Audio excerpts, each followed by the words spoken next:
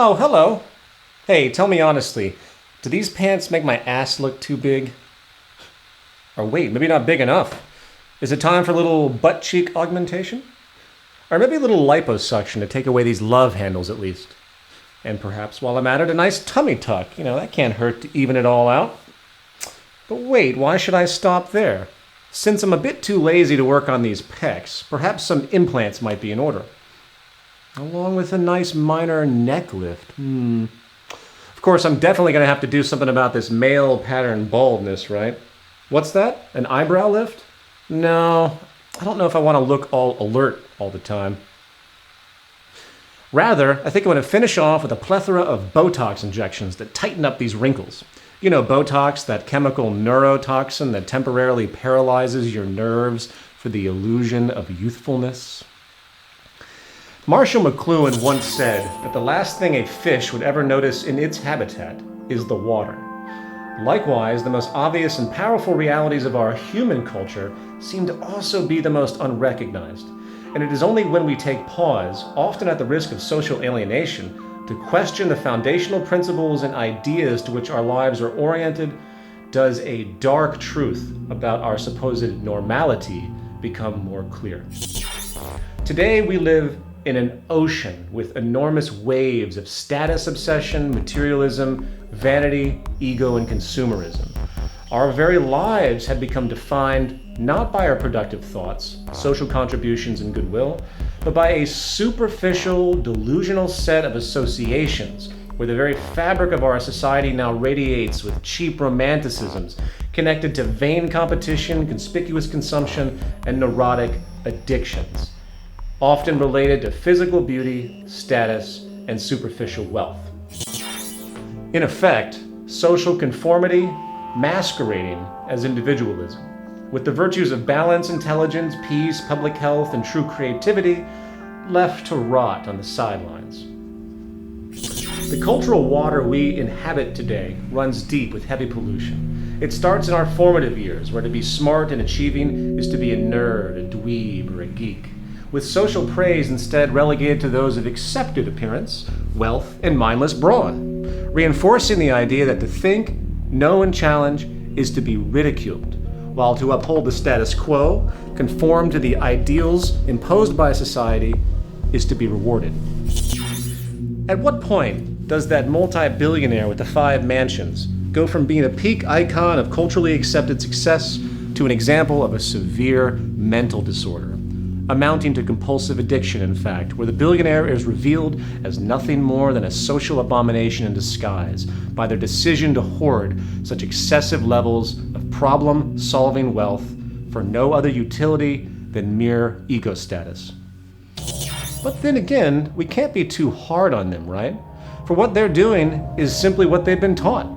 Just as the religions you believe or the gaming strategies you use for survival are groomed and cultivated by the environmental condition of your existence, so are the many other waves of influence in this ocean of memes that comprise the zeitgeist of the time. So maybe we should start to question what it is we are actually trying to accomplish rather than complain, and look at the social normalities of progress and success as they exist.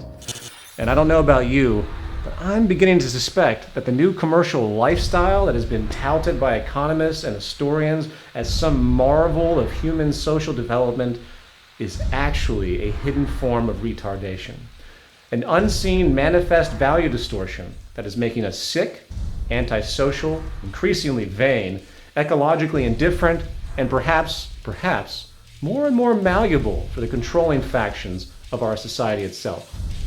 Maybe, just maybe, our modern cultural strives for so-called success itself are in fact not symptoms of social progress at all, but symptoms of a culture in decline.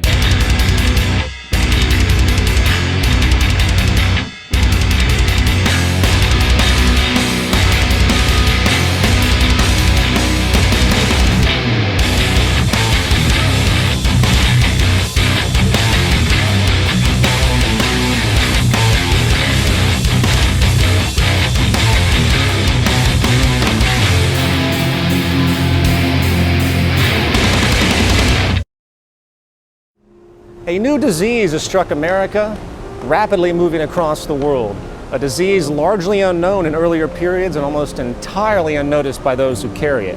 A disease spread not by a physical virus or genetic predisposition, but through cultural memes, ideas which are in fact infecting minds, growing and mutating in various strains, inhibiting the mental well-being of many. It's called CVD, Consumption Vanity Disorder. It's a plague of modern society which not only pollutes the minds and values of those infected, it is also turning our world into a cesspool of mini-malls and self-image disorders, wasteful materialism, and belligerent social transgressions. So I've been working with these girls for a few years now. What many don't know about CVD is that many substrains or mutations have occurred. These women here suffer from HGS, or hot girl syndrome. So I see we have a few new faces here. Would anyone like to introduce themselves?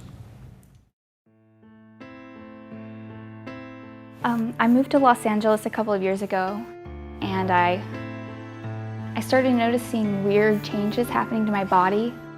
Like my skirt started getting shorter and shorter, and I started spending more and more on cosmetics and heels and like cheap jewelry.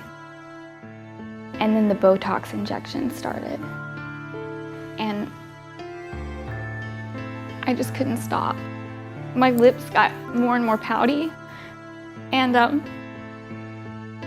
by the second or third buttock augmentation, I was looping DVD reruns of America's Next Top Model and Extreme Makeover 24/7, dating one hot football star douchebag after the other. And the next thing I knew, I was on the cover of Vogue. It's okay, honey. I was on the cover of Vogue, too.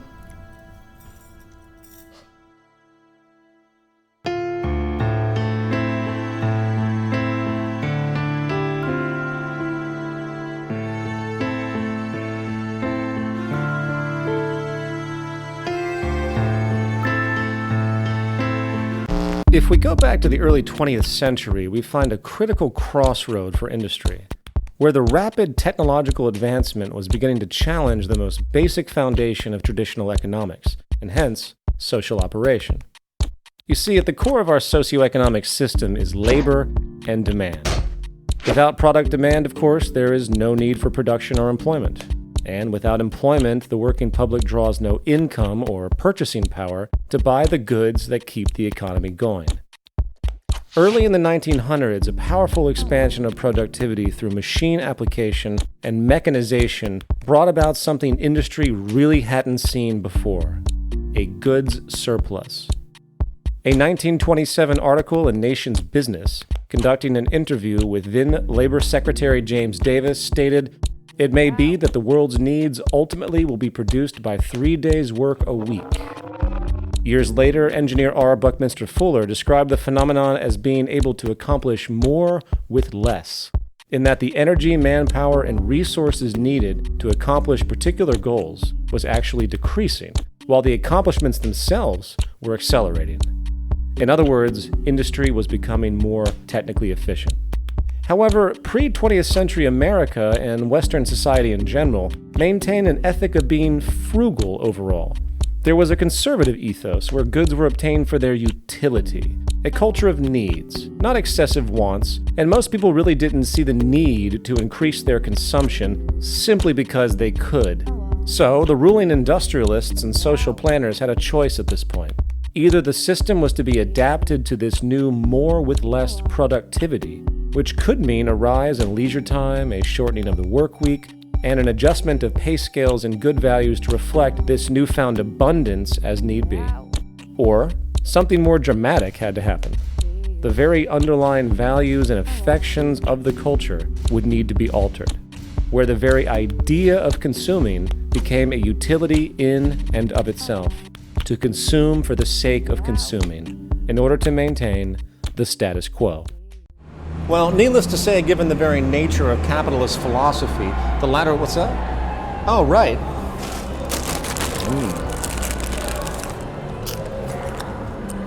Well, Needless to say, given the very nature of capitalist philosophy, the latter idea was deemed to be the only rational option. The current ruling ethic of ever-increasing profit and gain by industry could not be compromised. So the alternative idea of working toward an abundance to meet human needs, enabling perhaps a level of personal freedom never before seen, maybe even flourishing a new period of enlightenment for human existence, was rapidly cock-blocked by the interests of the ownership class. And the world you see around you, full of ever-increasing bullshit, vanity, materialism, waste, debt-locked wage slaves, conflict, and impulsive, mindless consumption has been the result. The holiday shopping season got off to a violent start. A temporary Walmart worker was trampled to death by shoppers eager for post-Thanksgiving bargains. The mad dash into a Walmart store knocked shoppers to the ground near Grand Rapids, Michigan at 5 in the morning. Despite several people falling to the ground, shoppers charged ahead. Push for the Marquita, we'll stab one of you mother...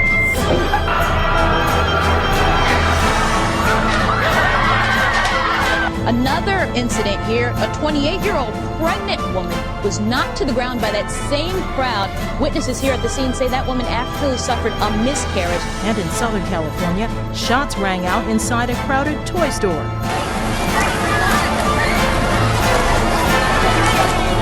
They say that a woman sprayed fellow shoppers. This actually happened with pepper spray.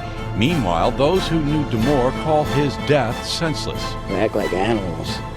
Just to buy something for $5, save $5, they actually murdered this guy. How long have you been out here? I've been out here 3 days. In your own words, what brings you here? TVs. My kid wants what they wanted, an iPad, I believe, the Samsung.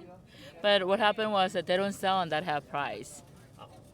That's too bad. So, a lot of pushing and shoving happens in the stores. I remember seeing some stuff on the news. Have you ever had that experience before? Not on Black Friday at a music concert, but I know how it feels, so I'm prepared.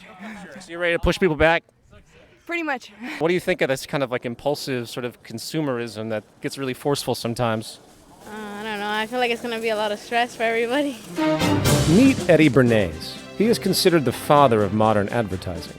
Most famous for turning the largely abhorred word propaganda into the fluffy, warm euphemism public relations, Bernays haphazardly took popular ideas from Freudian psychoanalysis and began to apply them to advertising campaigns. The idea was simple: link and exploit the very primitive social urges common to most humans, such as sexuality and status, to a product. It seems so much longer than last year. It is. Nearly 4 inches longer in some models. Oh! Goods were to become less relevant in their utility and more of a symbol representing one's identity or individualism, effectively turning mere wants into emotional needs. Bernays was a response to a growing call by industrial leaders to reprogram society and create a new consumer culture. Charles Kettering, director of General Motors in 1929, wrote of the need to keep the consumer dissatisfied. Wall Street banker Paul Mazur said, "We must shift America from a needs to a desires culture. People must be trained to desire, to want things even before the old have been entirely consumed. We must shape a new mentality in America." And it worked. Technological innovation in radio and television helped further this end by a saturation campaign throughout American society, which quickly spread across the world. Advertising no longer was about describing, say, the function of a good and its inherent integrity.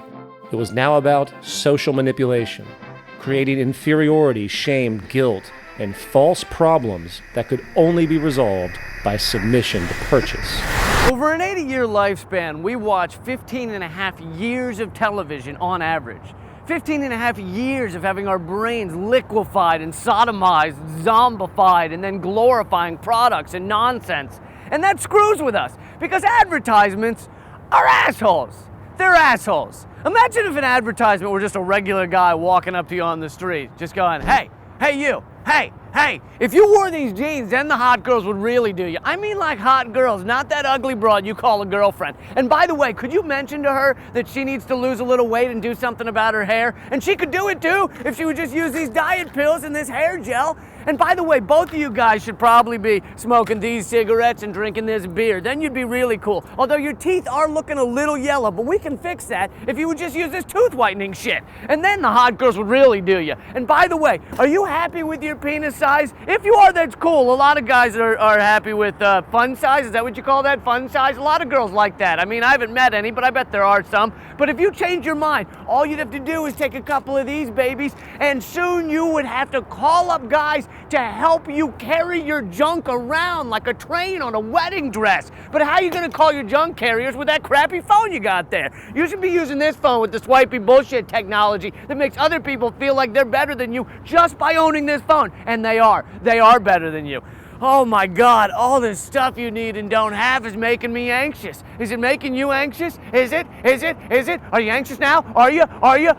Well, then all you'd have to do is take a couple of these, and in 2 weeks' time, you would feel better than anything. Plus, bonus side effect, these pills also make your ass hair shiny and more manageable with extra bounce. Anyway, I gotta go, because your girlfriend just decided she looks pretty good in a vintage dress, and I gotta turn that around quick before she stops taking the Ambien Prozac cocktail I gave her, and then she'll stop shopping continuously in order to fill the void created by self-hatred, created by me. Would you hang out with that guy? You see, at the core of advertising is the exploitation of our deep social nature. It turns the empathic community identification into a weapon of external judgment and relative insecurity. In fact, some years back, a multi-year study where Western television was brought into a culture which had never experienced it before was conducted on the island of Fiji. By the end of the observation period, the effect of materialistic values and vanity took a powerful toll. A relevant percentage of young women, for example, who prior had embraced a style of healthy weight and full features, became obsessed with being thin. Eating disorders, which were virtually unheard of in this culture, began to spread, and women specifically were transformed. But let's return to our history lesson. This vanity, materialism, and obsessive consumption neuroses, as powerful as it is, was not quite enough to ensure the stability of the capitalist religion and the ongoing benefit to the ownership class priests. The engineering of consent through advertising aside, the technological age brought another nasty problem for business: increased product efficiency. Not only was production moving faster than traditional consumption, the actual quality of individual goods were increasing as well, due to scientific advancements in design, making needed repeat purchases increasingly less common. Well, this was no good. Remember, the core driver of labor, profit, and consumption, hence the core driver of our economy in general, is scarcity and inefficiency. In fact, the enemy of the market economy has always been competency, and the better and long-lasting a good is, the worse it is for industry. So the water broke and planned obsolescence was born. In 1932, industrialist Bernard London propagated a pamphlet entitled "Ending the Depression Through Planned Obsolescence," where the idea of universally making poor goods to generate more labor demand and growth seemed logical. Some even wanted to make it mandatory for all industries, legally, where life cycles were decided not by the natural state of technological ability, but by the mere ongoing need for labor and increased consumption. In fact, the most notable historical example of this period was the Phoebus light bulb cartel of the 1930s, where in a time where light bulbs were able to last up to about 25,000 hours, the cartel forced each company to restrict light bulb life to a mere 1,000 hours to assure repeat purchases. And in time, this eventually became the strategic approach for all industries. And if you were to sit down and compare the true efficiency possible today to what we're actually doing to keep this waste and deprivation machine going, you would puke in your soup at the lost possibilities. And the final component to note here relates to the problem of purchasing power itself. A fail-safe was needed to ensure monetary circulation and so-called growth, even if the purchasing parties didn't have it. Well, welcome to credit expansion. credit access has been, in reality, the core driver of economic growth in the West for a very long time. And a quick glance at the private and public debt today globally shows that it is not an anomaly for a person or country to live far beyond its financial means. It is indeed the set fashion. The amount of debt existing globally today far exceeds the entire global money supply itself, and it has been this borrowing from nowhere that has compensated for the inherent limits of employment and wages. However, as bothersome as all of this may seem with respect to ecological irresponsibility and cultural neuroses, the rabbit hole runs deeper. We often forget that the undercurrent of the last couple thousand years has been that some in our species are apparently more deserving than others, and the slavery, exploitation, and ensured deprivation of one group for the advantage of another was considered some law of nature. During feudalism of the Middle Ages, social divisions were clearly defined, with the king and his nobles and barons, etc., holding control of the legion of serfs who were essentially slaves in exchange for basic resources and moderate protection. A common theme during this period was that a genetic or religious superiority of the kings and his constituents gave them the right to dominate. However, as feudalism inched into state monopoly mercantilism and then into open market capitalism, the view of the average peasant laborer, or working class wage slave as they exist today, mutated to where whatever minor protections existed prior was removed to support a doctrine where if a person is not able to obtain work in the market economy, their right to life or mere existence is completely without security. Adam Smith, David Ricardo, and Thomas Malthus, and other pivotal figures of the dawn of modern capitalism, make it very clear that the system they advocate is not for everyone. It isn't as though they actually wanted it that way. They weren't Nazis or anything. But when you consider the scarcity-driven world which they lived, it did seem natural enough. Adam Smith, observing the nature of a social order defined by property relations, stated, "Civil government, so far as it is instituted for the security of property, is in reality instituted for the defense of the rich against the poor, or of those who have some property against those who have none at all." David Ricardo, building on Smith's invisible hand, pseudo-Darwinistic view of market survival, extended the notion to where the inevitable poverty and deprivation of the poor was to be a societal law of nature like gravity, with Malthus going so far to say that you only do harm to the poor by trying to help them. He stated, "Instead of recommending cleanliness to the poor, we should encourage contrary habits. In our towns, we should make the streets narrower, crowd more people into the houses, and court the return of the plague." Of course, many hearing such rhetoric today naturally react in apprehension, not understanding the source of such cold perspectives. Again, if we went back to pre-industrial Europe and witnessed the vast imbalance, scarcity, and poverty, perhaps in fact due to population outpacing production capacity, your intuition might draw the conclusion that the carrying capacity of the land simply can't handle the current population. You might also then come up with some very convenient justifications as to why some are to live and prosper and some are to die and be deprived. Why some deserve a great deal of wealth and honor, and while others must be condemned to destitution and subsistence. So it is very easy to see how this classism has held strong, even though its counterparts of racism and sexism have slowly subsided in modern culture. Today, all economic schools of thought, from Keynesian to Austrian, support a will of the market theme, where your value is measured not by the fact that you exist as a human being, but by the place you hold or don't hold in the economic machine. Consider this quote by Ricardo. "By gradually contracting the sphere of the poor laws, by impressing on the poor the value of independence, by teaching them that they must not look to systematic or causal charity, but to their own exertions for support, that prudence and forethought are neither unnecessary nor unprofitable virtues, we shall by degrees approach a sounder and more healthful state." You see, the myth of this system is that people get what they work for, as though it's a level playing field, as though the competitive nature doesn't inherently breed corruption. Wrong! Oh, man. Bob, what's he doing here? So what kind of bullshit is Peter Joseph Stalin feeding you people this episode? Listen, man. Listen, people. What Captain Freedom Hater over here doesn't seem to understand is that the poor are fucking stupid. They're stupid and lazy, and they get what they deserve, all right? And I'm so sick of the nanny state coming in and taxing my hard-earned trust fund so these cretins can go and live it up with their lottery tickets and their malt liquor. Sorry, Bob. You all right? Put him back in his cage.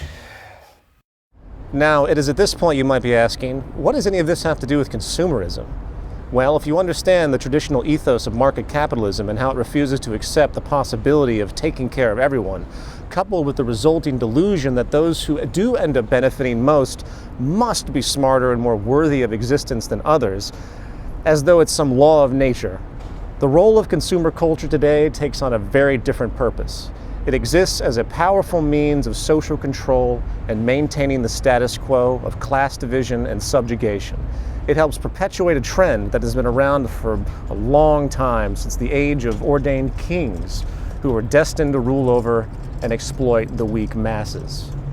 You see, the individualistic material selfishness glorified today not only perfectly accentuates the classic economic values of Ricardo and Smith, it also reinforces modern neoliberalism, where the view of detached, independent, narrow self-interest and narcissism is held as deeply sacred, while any attempt at working towards a broad social consideration, working towards a community environment, is heretical.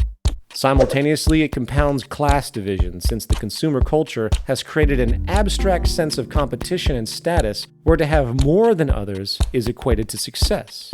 Suddenly, 1% of the population owning 40% of the planet's wealth is even more vindicated, along with how one can step over homeless people on the street and assume that they must be that way because of their own lack of initiative, laziness, or general inferiority.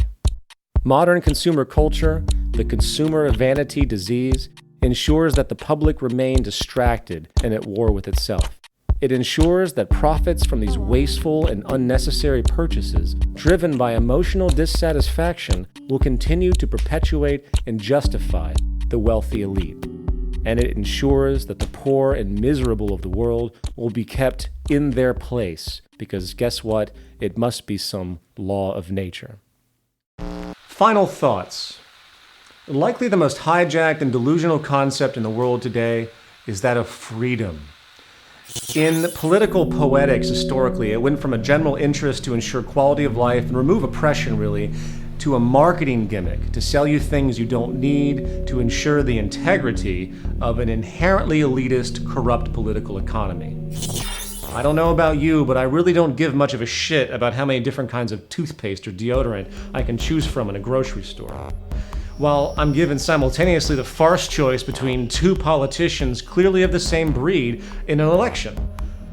I really don't care much for the freedom of being able to concoct, say, a grande white mocha double espresso non-fat steamed milk stirred unsweetened caffeine-free jerk me off slap my ass latte with extra whip at Starbucks. You see, the best form of social control is the kind where the illusion of choice actually persists, and the consumer vanity obsession rampant across the world now embodies the new form of democracy. Forget about the oligarchical plutocracy that continues to rule and destroy the world. Just focus on the rich celebrities on the cover of that goods catalog masquerading as a literary magazine. Forget about how financial and monetary gain is a measure of success and how delusional it really is, for the psychological phenomenon of relative deprivation has shown that having more and more luxury often does not make you happy, only more neurotic, insecure, and antisocial. Forget about the ever-increasing use of antidepressants and other mental health disorders that have emerged around our material society, and do what many do instead. Go shopping! Today, the act of shopping really has become a form of therapy for people if you're paying attention, an artificial means to feel better about oneself. And forget about the reality that the greatest lie behind the political system is that there can exist political equality in the wake of perpetual economic inequality. The fact is, the toxic condition that we have created around this new materialistic freedom is at the root of the vast waste of not only the Earth's resources, but the vast waste of human potential and human integrity itself. The more you own, the more you're owned. And as an aside, everyone's beautiful when they smile. Sorry, ladies and gentlemen, I'm late for my pedicure. So until next time, keep those eyes glued to the worst yet greatest reality show of all time. My name is Peter Joseph, and I, like you, am an agent and victim of a culture in decline.